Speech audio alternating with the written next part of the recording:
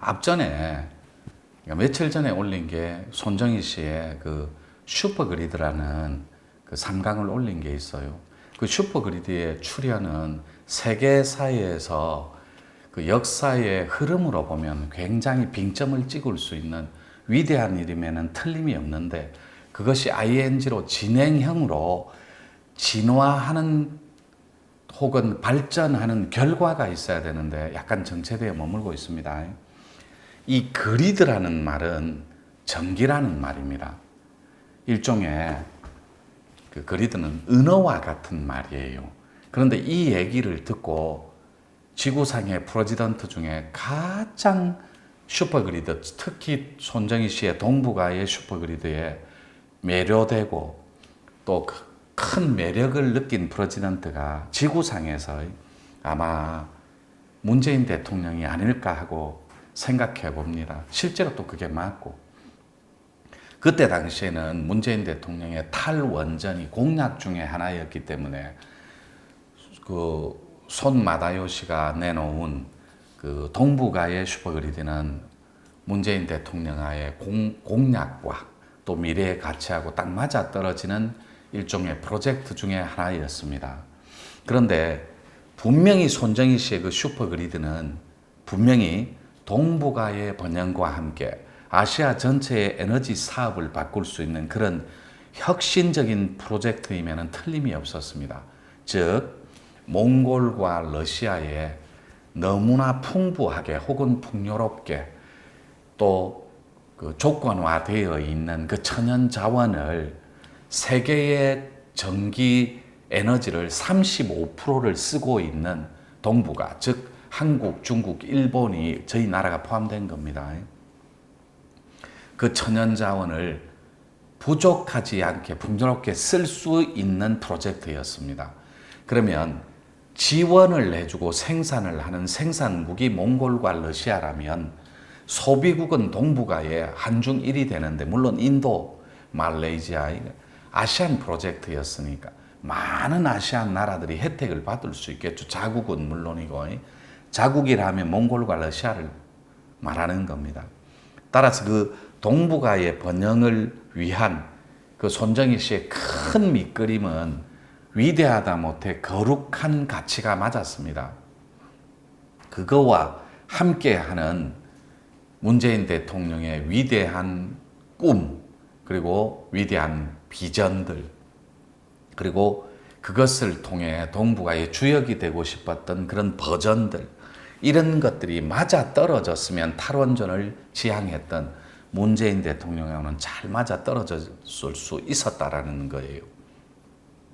그런데 그것은 분명히 지구 공동의 이익에는 최고의 선물임과 동시에 우리 한민족이 지구 역사상 가장 강력한 주권의 나라로, 주역의 나라로 부상할 수 있고 혹은 등극할 수 있는 절호의 찬스이자 기회임에도 틀림이 없었습니다. 그런 것을 함께 인식하는 사회적인 분위기, 그 다음에 사회적인 토대, 이런 환경적인 요구 조건들도 분명히 시대상으로 함께 하면 더 좋았다라는 거죠. 근데 이 제목의 명제는 이순신 장군의 울돌목 프로젝트입니다. 진도 앞바다하고 해남 앞바다의 사이에 있는 울돌목, 그 울돌목 프로젝트라고 조심스럽게 표현을 했는데, 그 추가적인 설명은 차차 사이사이에 조금씩 그 추가 설명을 해서 올리도록 하겠습니다. 따라서 절호의 찬스임을 인지하고 있고 함께 인식하던 정치 세력들, 그러니까 고급 정치 세력들을 말합니다. 프레지던트를 포함한.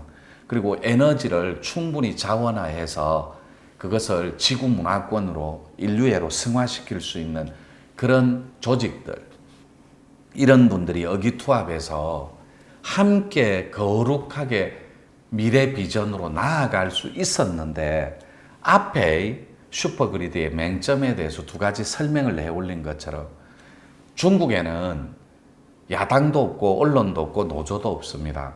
그러면 단일화 체계의 산업 체계는 자기 중심적일 수 있다는 맹점과, 그 다음에 천문학적인 돈이 들어가는 또 맹점, 그 다음에 그것을 환상적이고 드라마틱하게 해결할 수 있는, 그 다음에 그 아시아 동북아의 연합체 같은 거, 그러니까 초월적인 그런 연합체 같은 거, 그러니까 약간 국익도 생각하면서, 그리고 나라 간의 번영도 생각하면서 이것이 생산해낼 수 있는 그리드, 전기, 전력량, 생산량, 이런 것들의 효율성을 조율할 수 있는 자문기구, 그것이 초월적인 기구가 하나 필요했다라는 것.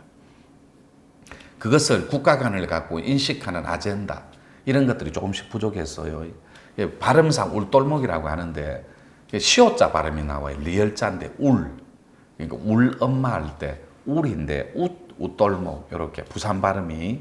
그래서 우리가 공부를 하고 다양한 라이센스를 취득하고 하는 거예요. 박사, 의사, 법조인, 그 다음에 오피니언 리더들, 그 다음에 슈퍼우먼들, 이런 거 다양한 커리어 우먼들, 그 다음에 다양성을 갖춘 전문가 브레인들, 이렇게 공부를 해서 라이센스를 취득하고, 그 다음에 우리가 생산성 혹은 잉여가치, 자본주의의 상품들, 이런 데 잉여가치에 우리가 돈을 벌고 하는 가치도 혹은 이유도 다 한 끼 잘 먹자고 하는 짓이에요.